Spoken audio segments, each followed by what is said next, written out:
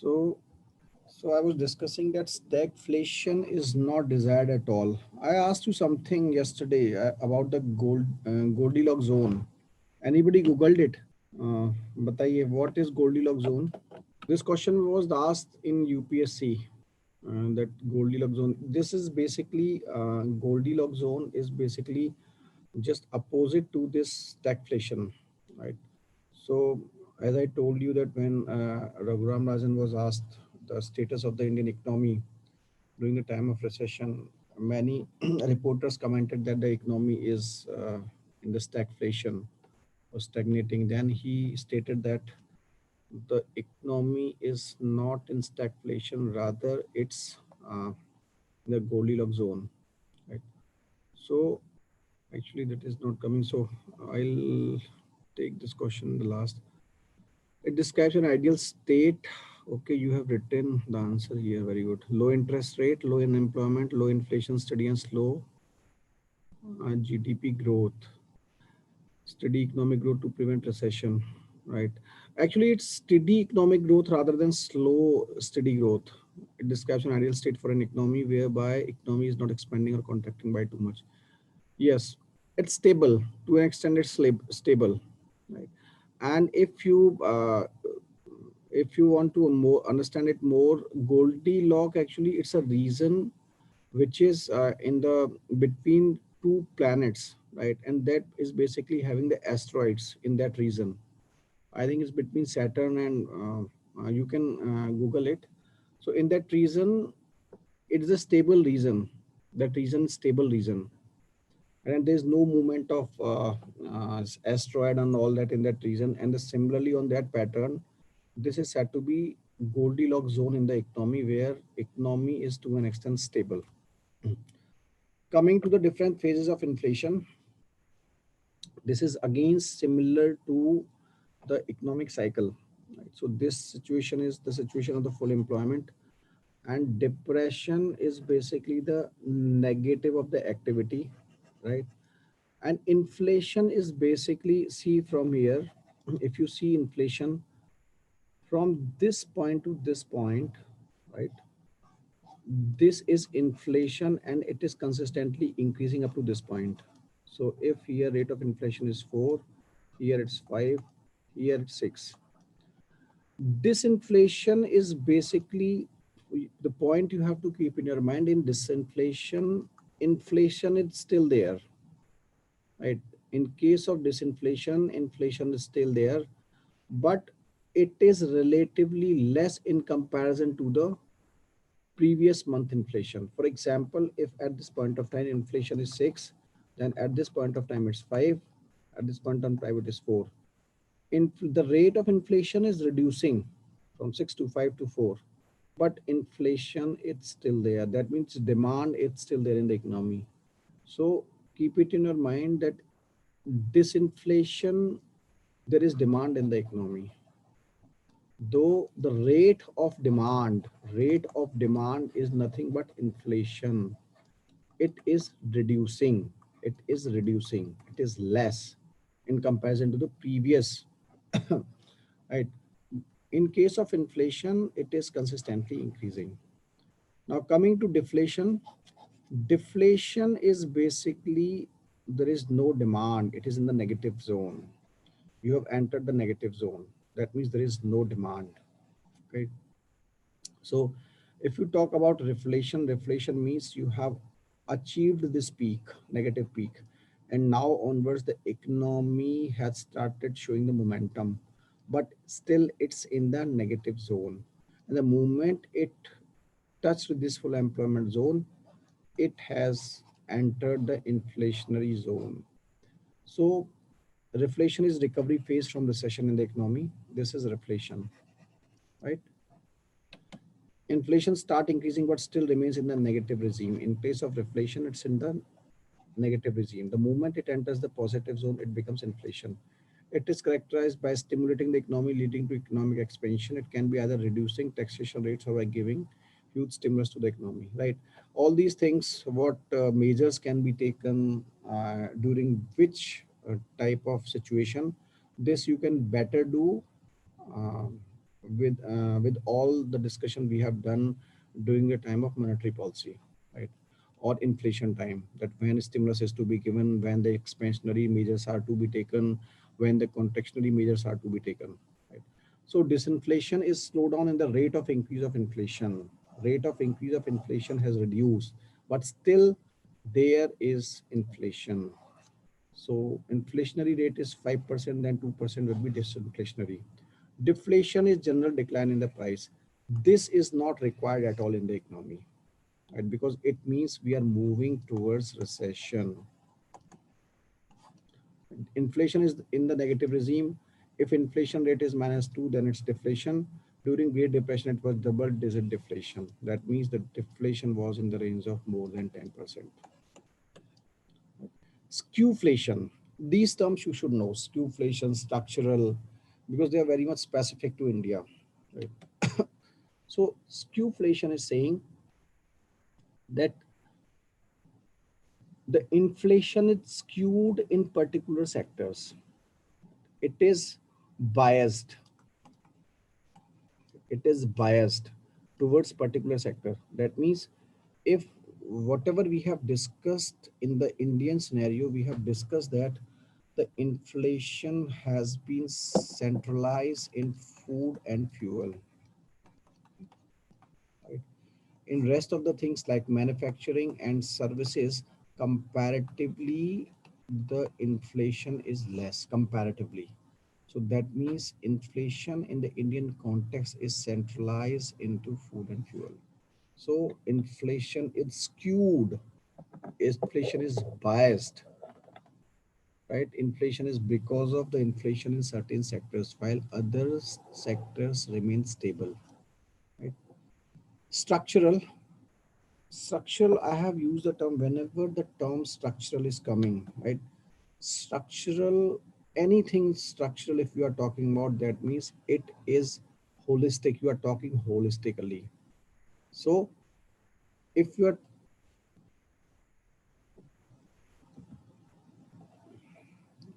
if you have written something, then you can better to ask me because I am not in a position to open the window of that chat box.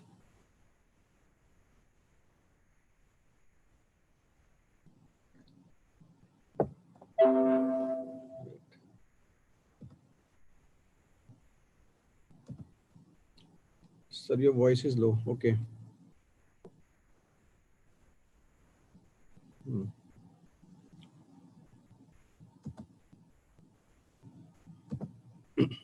Right. Structural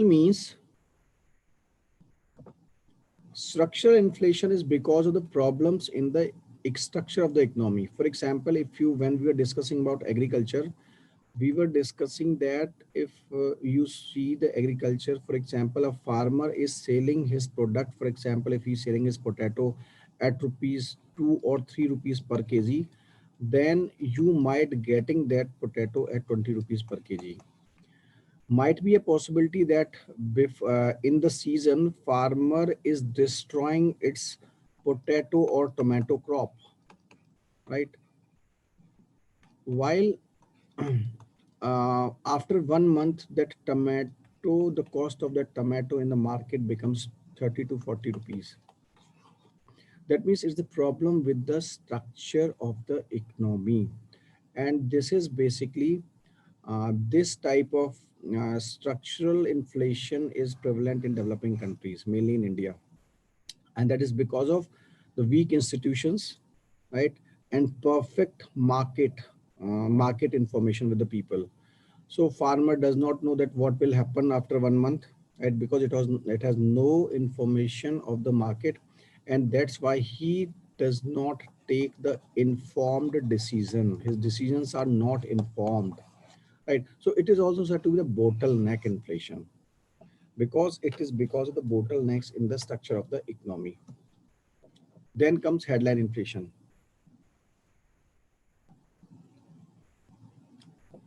If you have gone through the newspapers, you might have heard that consumer price index is 6%, WPI is, for example, 3%. That is basically headline inflation. Headline inflation means total inflation in the economy. And in the economy, in the newspapers, whenever you hear the term inflation, that means headline inflation, right? First thing. So if we bifurcate, or we want to understand the inflation in detail, we came to the conclusion that inflation, this headline inflation, comprises of two main components, right? One component is the volatile component, volatile component, plus second component is non-volatile. Right? Volatile means the component in the inflation which is changing on a day-to-day basis.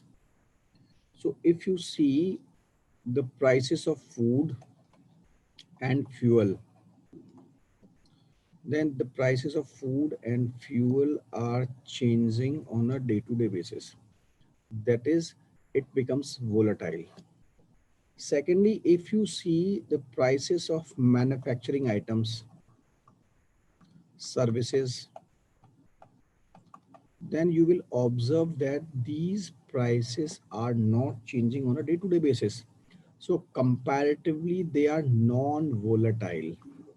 Comparatively, they are non-volatile in the sense that they are not changing on a day-to-day basis. So the headline inflation which you hear in the newspapers comprises of two components. One is volatile, that is changing on a day-to-day basis, and other is non-volatile, which remains, which is not volatile or not changing on a day-to-day basis.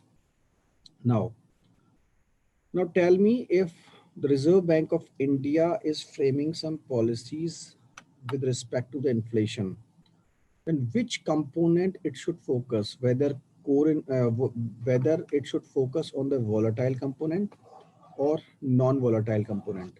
Anybody? Which component should be the focus of Reserve Bank of India while framing any policy related to inflation?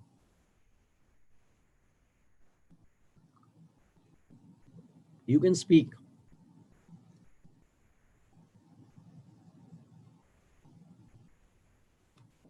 Anyone? What should be the focus of Reserve Bank of India while framing the policy related to inflation? Sir, I think volatile because like food and fuel, we use them on day-to-day basis. So Okay. they may change the liquidity in the economy. Okay. Anybody who differs with Pranti Krishna? Sir, I think both of them. Both.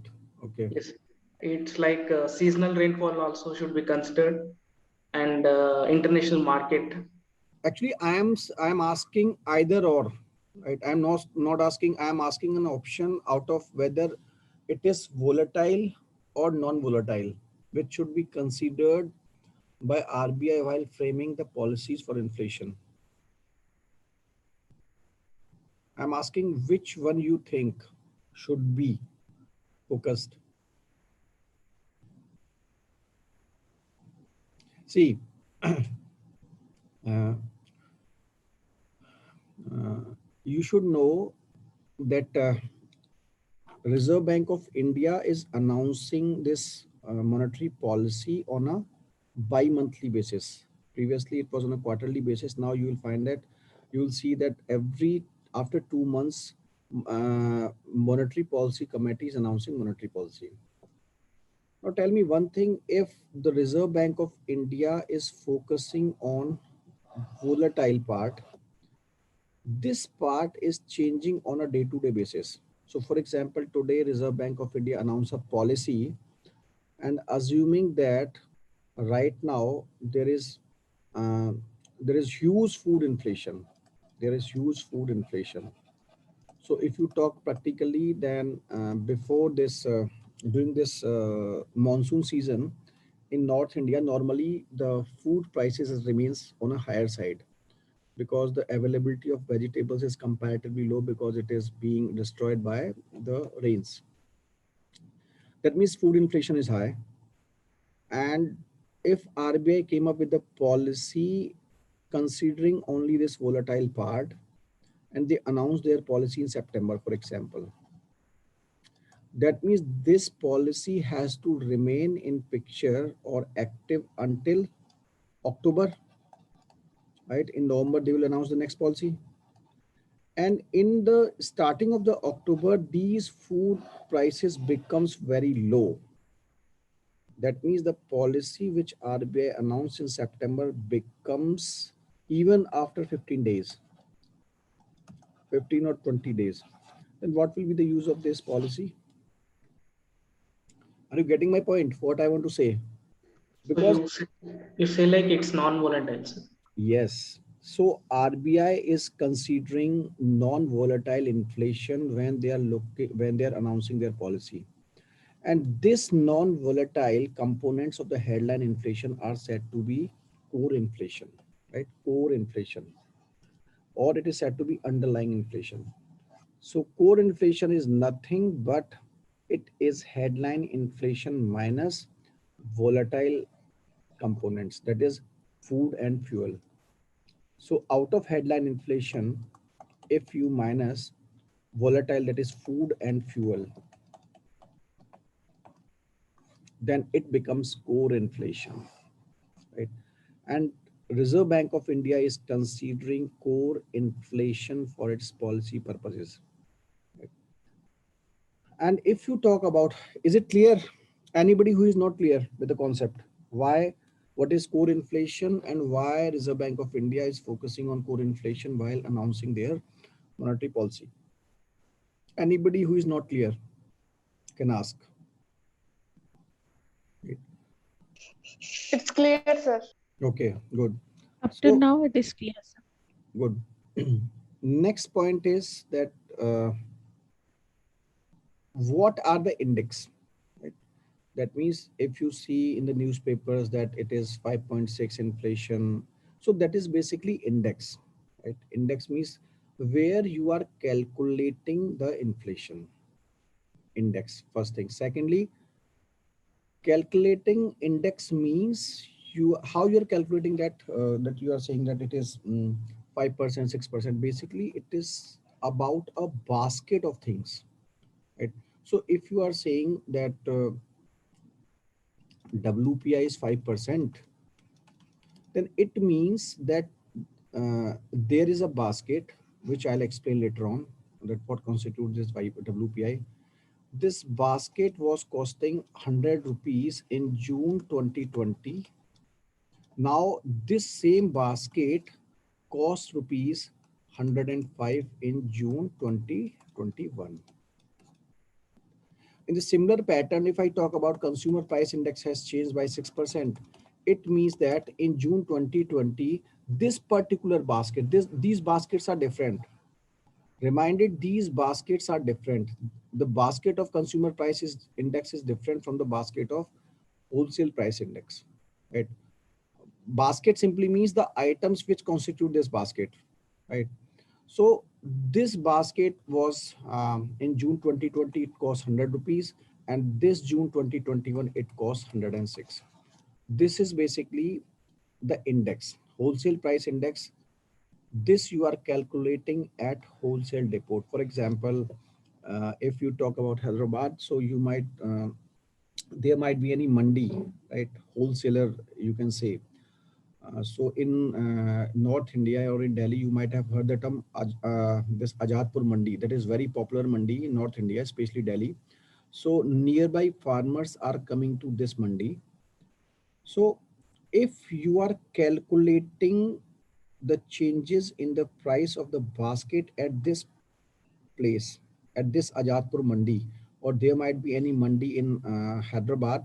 So if you are calculating the change in the prices of those items at the wholesale level, at the mandi level, then it is WPI, wholesale price index. Now, ultimately what happens that you are consuming these items. We are consuming all these items at the household. For example, at wholesale level, the price of potato might be 5 rupees per kg. The farmer is coming to the Ajadpur Mandi and he's selling the potato at 5 rupees per kg. but you might get or you might purchase these potato at 15 rupees per kg. So when you are calculating the changes in the prices at consumer level, then it is consumer price index CPI. When you are calculating the changes in the prices at this level, wholesale mandi level, then it is wholesale price index WPI. So wholesale price index is the changes in the price at the mandi level, at the wholesale level, and this CPI is the changes in the price at the consumer level. And this is the difference between WPI and CPI. So if we talk about price index, it is an indicator of the average price movement over time of a fixed basket of goods and services. The construction of the constitution of the basket of goods and services is done keeping into consideration whether the changes are to be measured in retail, wholesale, or producer prices. In India, we are focused on retail and wholesaler. Right? In foreign countries, they are also calculating the index as producer level. There is PPI, producer price index. But in India, we are only concerned about retail, that is CPI, consumer price index, and wholesale, that is WPI, wholesale price index. WPI is telling you the price of goods at a wholesale stage, right? One thing very important I would like to tell you that please try to learn that which index is released by whom. UPSC asked these questions in pre, that who releases which index. First thing, even in the first opening remark, I told you that whenever any index is important if any index, international index, is having any special comment on India in that index, then it becomes very important from UPSC point of view. And even all the local indexes, the indexes which are released in India, who releases them, and if there is any very specific point to be noted in that particular year, and if that index is being discussed in the media, right, you should take note of it, because UPSC take note of such indexes which has been in the news for any specific reasons, right? So this WPI is released by the Office of the Economic Advisor in the Department of Industrial Policy and Promotion, Ministry of Commerce and Industry. This is theoretical concept. Now this you have to understand. This basket, I was telling you that there is a basket, and if there is change in WPI index, that means it is telling you the change in the prices of these 697 items. And these 697 items are nothing but, this is 64% items belongs to manufacturing, right? And 22% items belongs to primary sector, and fuel and power constitute 13%, right? So manufacturing is having the maximum contribution in case of WPI index, right? Focus on it, because I'll be asking a question on based upon this. It includes only goods and not services. This is the major difference. WPI is including only the goods. It is not including any services.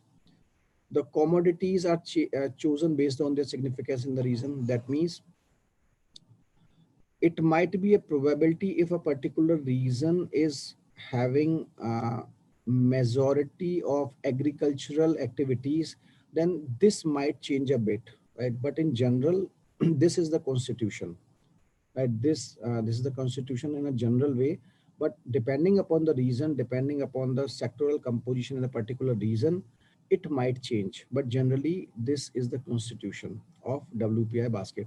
It is released on monthly basis. Consumer price index, measures changes in the price level of a market basket of consumer goods and services purchased by households. It is released by NSO, by Ministry of Statistics and Program Implementation. Now, you have to understand these things. CPI was compiled for four things. CPI was compiled for industrial workers, agricultural laborers, rural laborers, and urban non-manual employees. Right? The first three are compiled by Labor Bureau in the Ministry of Labor and Employment. Right? First three, these three. The first three are still compiled by Government of India. I am using are still compiled. Right? Focus on this word. And the most important out of these four is, first thing, this is not compiled now. This is discontinued. Right? Previously, these four were compiled. Out of these four, this is not compiled at all in the present scenario. First thing. Second thing, this thing, AICPI IW, is very important. Can anybody tell me why it is important? Anyone? This is the basis of deciding an allowance. Basically, this CPI is used by the government of India to announce dearness allowance, very popularly known as DA. So, if you see the recent last month, or more elaborately, if you talk about this Corona period, the government has discontinued payment of dearness allowance of the government of India employees, as well as the state governments have disallowed the payment of DA. Right. So it is very important to understand that this DA is decided by this CPI component, AICPI, All India Consumer Price Index, IW. First thing. So this is very important from that point of view, that it is considered for announcement of the dearness allowance. Now see, when the government was calculating these four indexes, there was a flaw. The flaw was these four indexes were not comprising the whole population of the country, or not everybody was, all regions were not covered under this, right? So the government of India, what they did away all these three indexes. They are compiling them, but they are not considering them for measurement of CPI in totality, right? They are using, for example, they are using this for measuring inflation, for DA, DNS allowance. But if you talk about totality, right? Previously, what they were doing, they were calculating these four and adding them, right? But they realized that these four CPI are not telling them the actual CPI in the whole economy.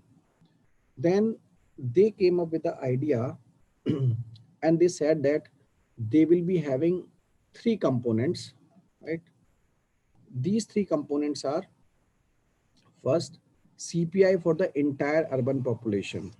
That means CPI urban will be calculating the CPI, the inflation, CPI inflation in the urban area. The second component is CPI rural. That means it is covering the rural area. And the third, that means you are having only two areas in a country, urban or rural. And if you are combining them, then you will be having the consolidated CPI in the country. So CPI now, as for the policy measurement purposes, that means if you see the CPI this and that, the basis of that measurement is nothing but CPI rural and CPI urban, and consolidating both of them, right? And these four CPIs, if you see these four, this is discontinued. They are being measured. They are being measured, but they are used for their specific purposes. For example, this is used for DA, and it might be used for if you are very much focusing on agricultural part, right? If you want to know the inflationary trend in the agricultural labor and rural labor. But for the CPI per se, if anybody talks, anybody asks you that what is, how many CPI indexes are there for the CPI measurement purposes, we are having three indexes, that is CPI urban, CPI rural, and CPI urban and rural, right? Now, what was happening in the past, that government of Reserve Bank of India was considering wholesale price index for policy purposes, right? For policy purposes. Now, what happened after the inflation targeting regime, right? After the inflation targeting regime after 2015, from 2016 onwards, the Reserve Bank of India is focusing on consumer price index. Now, the Reserve Bank of India is only focusing consumer price index and not the wholesale price index. Though it is measured, it is telling you the changes in the inflation at the wholesale level, but Reserve Bank of India for the policy purposes is focusing upon CPI, right? Now,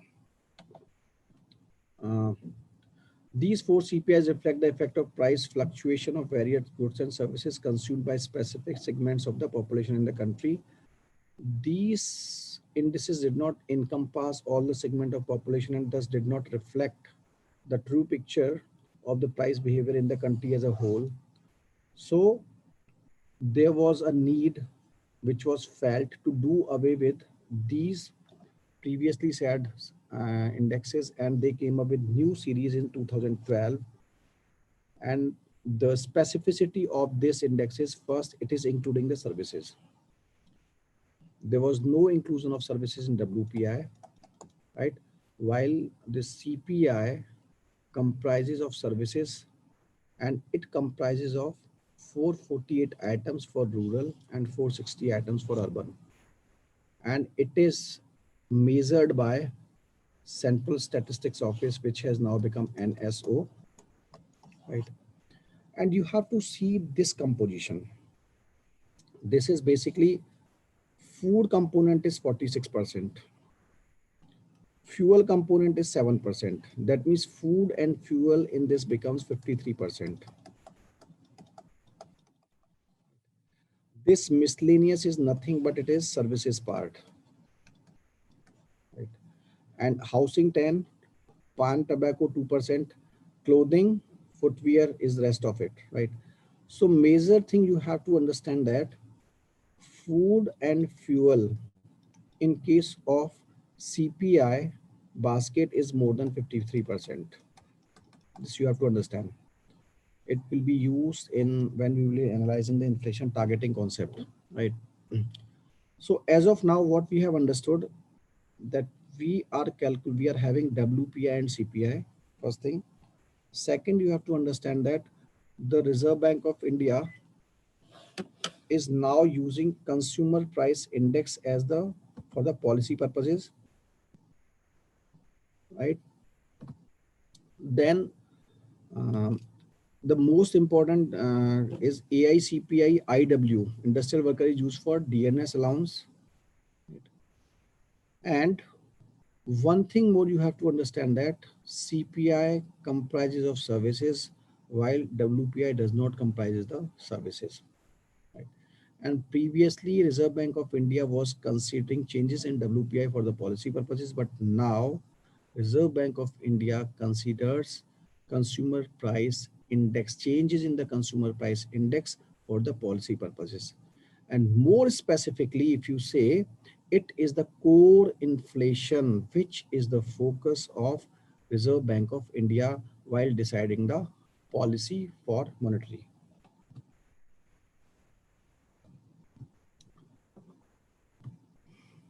This is inflation targeting, right? Now, one question I would like to ask you, either you can answer it right now or you can work on it. My question is,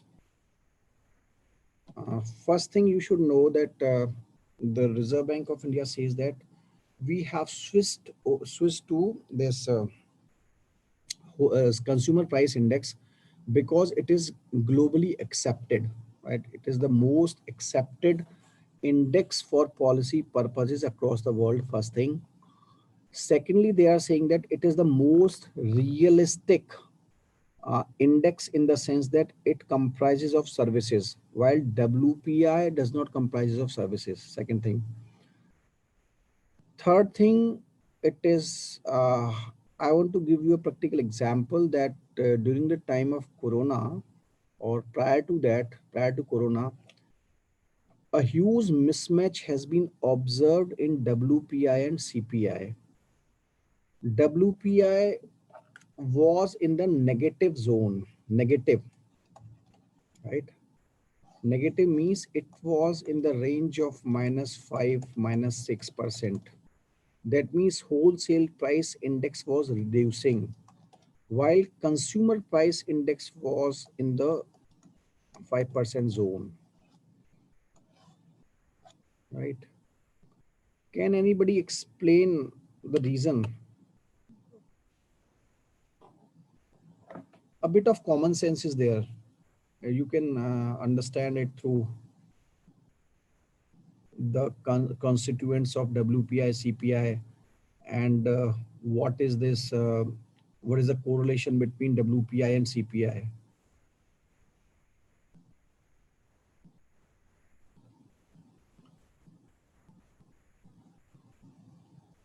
Okay, do one thing. Uh, you can Google it. So And can I add few words? हाँ हाँ बताइए. Sir, basically, it's now Corona time. Uh, most of the things are running on services. Hmm. So many people are working from home. So Mhm. due to digital technology, CPI is showing in positive, whereas WPI is showing negative. According, Okay. Anybody else? There is no service in WPI. Okay. Now we are good. See, if WPI is more with manufacturing sector and CPI is having major share in food and fuel. Very good. That is the basic reason. See, if you see the constituents of WPI and CPI, you will realize that the major components, if you see the major component in this WPI and CPI, you will find that in case of WPI, the major component is manufacturing part. That means this major component is not showing any demand. Right? This major is the major component in WPI and it is not showing the demand. First thing, first reason, right? And in case of if you see this CPI, you will realize that it is having services and it is having food and fuel comprises of more than 53. And this portion was inflationary. 2 points. Third point is that if you practically see that how WPI is converted into CPI, you will realize that it is like this is wholesaler, right? And this is reaching to you customer.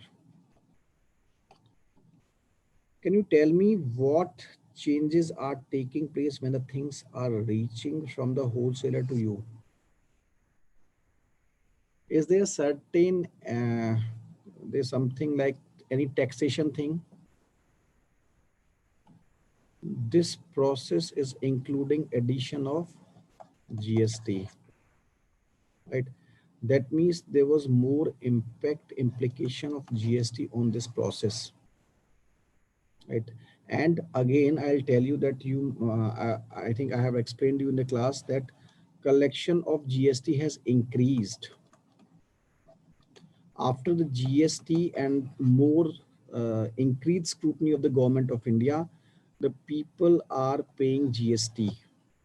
That means this process has streamlined.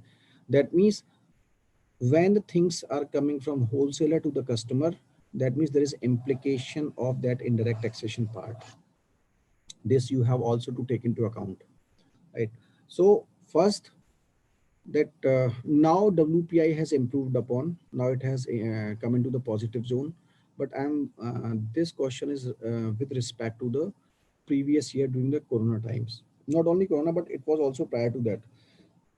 It simply shows that manufacturing sector was stagnant, right? Inflation targeting.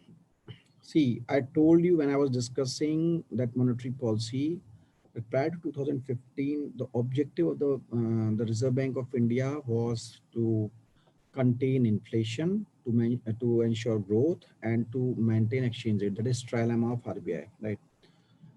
Then I told you that after 2015 agreement, that is monetary policy framework agreement, both of them signed an agreement, and the government of India told the Reserve Bank of India written that now onwards there will be a single objective of RBI or Monetary Policy Committee, and that will be to maintain price stability. There will be a single objective of RBI, right? Whether growth is taking place or not, whether exchange rate is volatile or not, you are not concerned about that. You should only be concerned about the price stability, first thing. Then they said that the target will be, the anchor of the index will be CPI, that is Consumer Price Index. I told you that previously it was Wholesale Price Index. Now they said the target will be, you have to focus on headline Consumer Price Index. Second thing. Third thing, how you will control this, how you will control this Consumer Price Index. Then they told that the single instrument will be repo rate. I told you that it is the only instrument which is the most effective, which is the mostly sought for instrument in case of monetary policy, right? People as well as the banks as well as the Reserve Bank of India is only focusing on the repo rate, right? Whatever other means are like reverse repo and that CRR, SLR, they are not touched normally. Everybody is concerned about this repo rate because it decides the rate of loans to the financial institutions. So inflation targeting is nothing. It's a monetary policy strategy used by central banks to maintain price levels within a range. And for that, you should know all these things. Inflation targeting talks about the single most objective of the central bank or Reserve Bank of India, that is price stability. And the anchor index to be considered for this is Consumer Price Index. And the instrument which is sought for maintaining this is repo rate. Implication of within inflation targeting. Uh, After discussing all this consumer price index, components of consumer price index, can you explain that is there any issue with the inflation targeting concept? Anyone?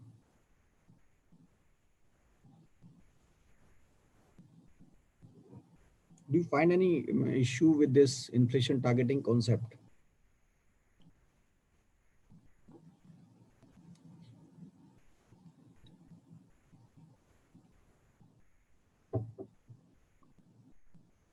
Okay, see,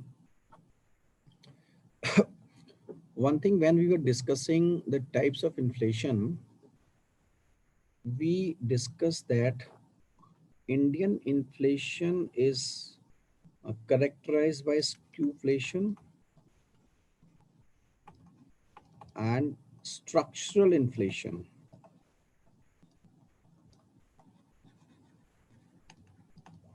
That means mainly the inflation is centralized in fuel and fuel. First thing.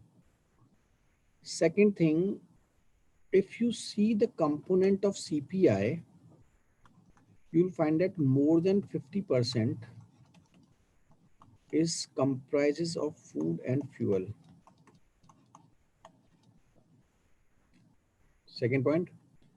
Third point is that Reserve Bank of India has no control on food and fuel. That's why it's structural. RBI has no control on food and fuel. So whatever monetary policy RBI is announcing, it might have effect on food and fuel inflation, or it might not affect food and fuel inflation. Remind it. RBI policy will be having an impact only upon non-volatile inflation. Are you clear with this concept? If anybody is not clear, then ask. The monetary policy is ineffective on food and fuel part. It is only effective on non-volatile part. Right? Third point. Now comes the very critical point. Whatever monetary policy RBI is announcing, it is basically affecting this part. Next point is the inflation is majorly contributed by this. This is the real culprit. While who is being affected by the policy of the Reserve Bank of India? Non-volatile part. That means this non-volatile part is paying the price for the nonsense of this food and fuel. Now understand it mathematically. Mathematically, we okay. One point I forget in this. This anchor index is CPI, and this target is 4 plus minus 2. That is, the CPI should remain in 2 to 6%. It should not reach this target. Now, coming to this, now I'm saying that, for example, the most ideal inflation will be 2. Most ideal. Now, if we take the example, we say that this is volatile inflation, this is non-volatile inflation. So if we assume that volatile inflation, that is food and fuel, is 50% of it, that means we can do this V plus N upon 2, right? The average of 2, if we take, then it will be equal to 2, the ideal case, first case. Now, again, I say, I asked you that practical evidence shows that food and fuel inflation has been in the double digits, right? If you recall, pre-Modi era, pre-Modi times, this food and fuel inflation was in 12%, 16%. So I said that 2 is equals to 10, I assume only 10, plus non-volatile upon 2. Then that means 4 is equals to 10 plus 9n. Then n is equals to minus 6. N is equals to minus 6 first. Then you say, you take the second extreme and you say this is 6. And then V plus N upon 2. That means 10 plus N is equals to 12. And N is equals to 2. Right? It means if you want to maintain inflation at 2, then N should be minus X, minus 6. That means the RBI has to maintain demand in the non-volatile sector at minus 6. That means there should be deflation in the manufacturing sector if RBI wants to maintain this part. Even if RBI wants to maintain 6 at the max, right? It is the maximum limit RBI can go for at this time, when the food inflation will be in the range of 12. Then you cannot have the inflation in the manufacturing sector more than 2. That means, this means that RBI will be having the contractionary policy in this situation. That means there is demand of only 2 in the manufacturing sector, and RBI is adopting the contractionary policy. That means this is spoiling the party. Practical evidence shows that we are having double-digit inflation in the food and fuel, and this is basically affecting the liquidity supply in the manufacturing sector, because practically this is forcing Reserve Bank of India to have the contractionary policy, and those contractionary policy basically does not have an impact upon this food and fuel, rather they affect the manufacturing sector. The demand is already two, and you are asking Reserve Bank of India to have contractionary monetary policy. So this is the issue with the inflation targeting. That means the tool with RBI is having an impact only on the non-volatile part, right? The issue is created by food and fuel inflation, but RBI has no control on it. So RBI is trying to control the totality by controlling the manufacturing sector, while it has no control on food and fuel. And you are asking RBI to control the totality by controlling manufacturing sector only, despite the fact that the food and fuel are creating the spikes in the inflation. So this is the issue with inflation targeting. Anybody who is not clear with this? I was expecting question on inflation targeting in mains. The question was asked in PT, but it's not it is untouched by UPSC in mains. I expect this question anytime. Sorry for interrupt. May I know the clarification about this? Sorry. Sir, may I get clarification about issue with inflammation target? Inflammation about target can impose cost of the economy such as uncertainty, loss of competitiveness, and many costs, but arguably these costs are much less significant than the social and economic cost of mass unemployment, sir. Sorry, Is this correct? I didn't get you. Can you please repeat? Yeah, sir, sure. Inflammation above target can impose cost on the economy such as uncertainty, loss of competitiveness, and many costs, but arguably these costs are much less significant than the social and economic cost of mass of unemployment. That's what I'm saying. That's what I'm saying. See, I'm telling you that what RBI will do in this situation. RBI will adopt contractionary monetary policy. Contractionary monetary policy means the liquidity will be squeezed, liquidity will be absorbed from the economy, and this when the liquidity will be absorbed or the monetary policy will be contractionary, it will have an impact on the manufacturing sector in the sense that it will reduce availability of liquidity to this sector. What will be the impact upon this? That means there will be less availability of the liquidity to the manufacturing sector. That means manufacturing sector will not be producing. No employment will be there. That's what I'm saying. There will be unemployment. Yes, thank you for clarification. This is the issue with inflation targeting, that you are asking Reserve Bank of India to control something. You are trying to control the holistic inflation by only having a control on manufacturing sector. Manufacturing sector is bearing the brunt. That's what I'm saying, that it is having a control only on the manufacturing sector, but the situation is being driven by this food and fuel. That's what I am also saying. Any other query? Thank you, sir.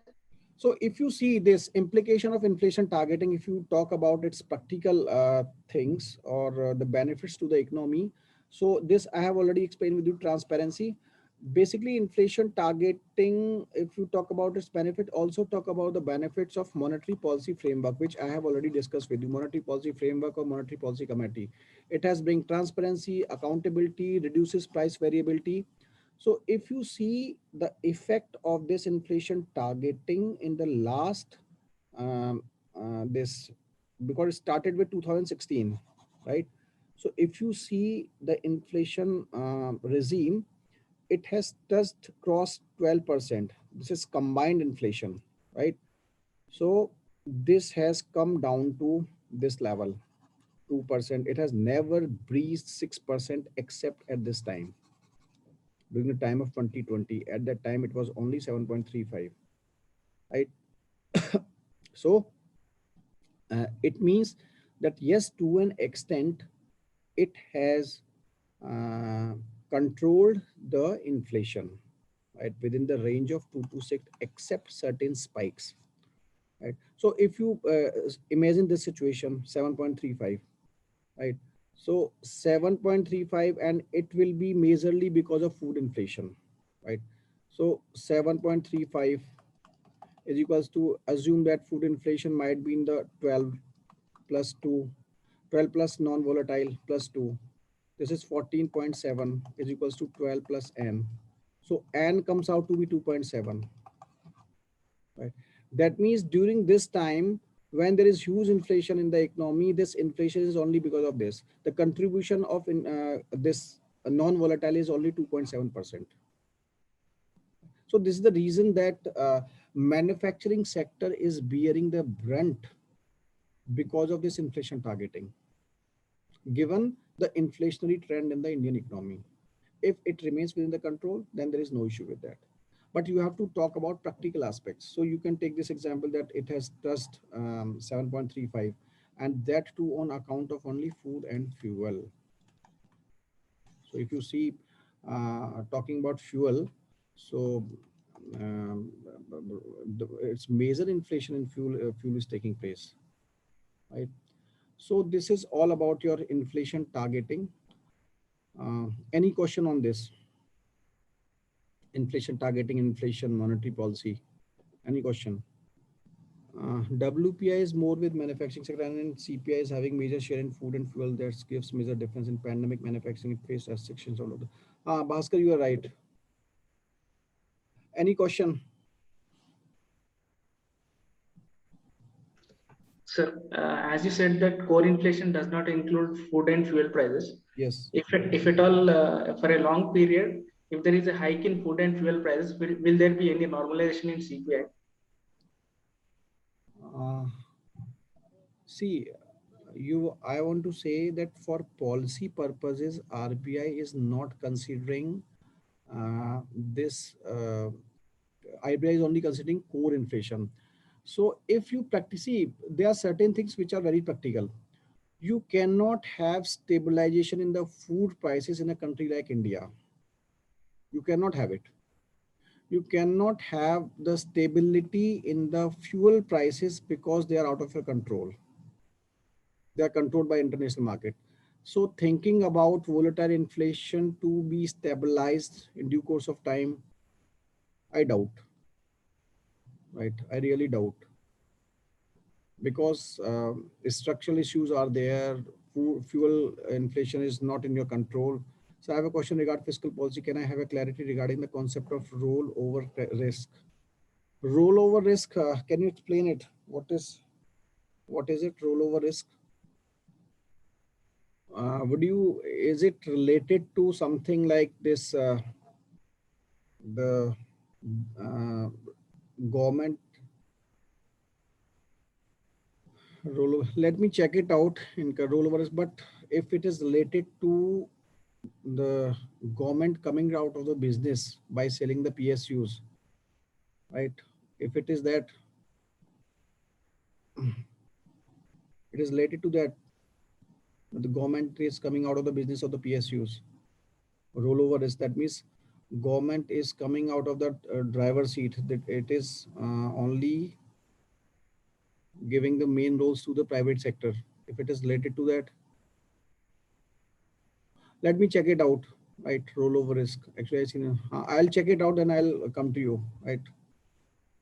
Monday. Any other query? Clear, sir. Okay, so again, I'm telling you, please do the questions from last year UPSC question papers, or download any test series related to all these topics, so that you can have clarity on the type of questions which UPSC can ask. Secondly, the benefit of doing test series is this, that you read between the line things, right? And thirdly, please don't only rely on these notes, right? These notes are in the bullet points. Google these terms, because notes are always in there, though they are sufficient, but you have to work on it also. You have to Google the things, right? And make your prepare your own notes. I'm telling you again and again, you have to have your own notes. right? That is required. So, but overall, I'll say that response of the class is very good, right? You people are having a lot of, you are working hard, right? Okay, thank you very much. We'll see you on Monday.